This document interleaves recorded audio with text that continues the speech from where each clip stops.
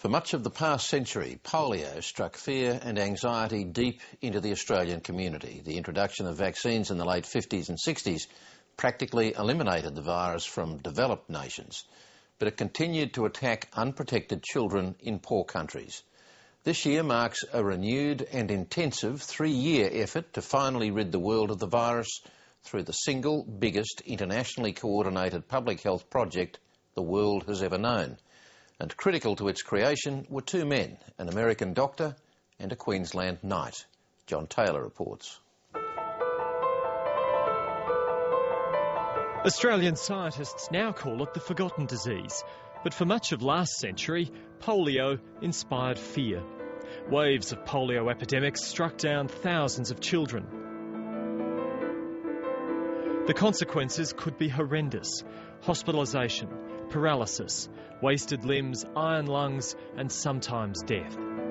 With the arrival of polio vaccines from the 1950s and mass vaccination, Australia and much of the developed world quickly became polio-free.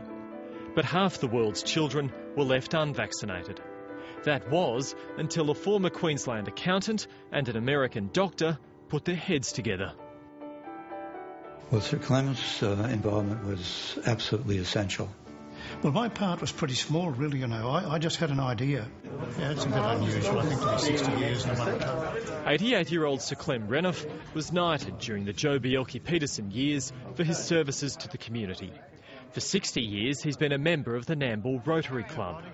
He was inspired to help others by a childhood in North Queensland during the Great Depression, when he watched his parents' kindness to those forced to roam the country looking for work. And these people were pretty honest people, but just poor. And they would come up, and we had a cow, and we had poultry. And my parents didn't have much, but they shared it with these people. And it's affected me. In 1978-79, he was Rotary's world president. Please be seated. And launched a program allowing and encouraging clubs to combine for major projects. The fight against smallpox showed diseases could be eradicated. No one was really thinking about ridding the world of polio until Sir Clem was returning from a meeting in the Philippines. And on the way back on the aircraft, I picked up a magazine, the Reader's Digest. And there I read for about the same money has been spent on 2 Australian warships I'd seen in the harbour. WHO had eradicated smallpox. So when I got back to our headquarters, I telephoned Dr. John Sever, who was one of my district governors, who was then the head of the Infectious Diseases Division of the National Institutes of Health in Washington, D.C. I said to him, John, is there anything we could do similarly to that? My response to him was that we should focus on a program specifically targeted to polio. In accomplishing a program to help immunize the children of the world, we would be providing a vital role in bringing vaccines throughout the world to countries and populations that had no immunization. But polio was too big, some thought, for Rotary. And we sent our General Secretary across to talk to WHO about this, to see whether we could tie in with their expanded program of immunisation against the 6 communicable diseases. And they received us politely, but they didn't think any NGO could last the distance. Undeterred, Rotary members raised $247 million and got to work. 12 million people were vaccinated in Mexico, 27 countries in South America.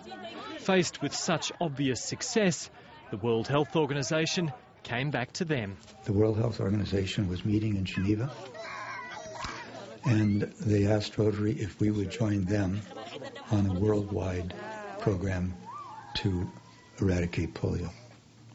And Rotary willingly accepted this. We would join with the World Health Organization, and then, of course, with UNICEF and with the Centers for Disease Control here in Atlanta.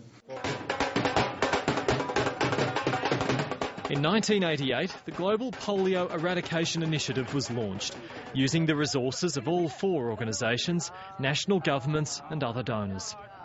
At that time, wild polio virus was endemic in more than 125 countries.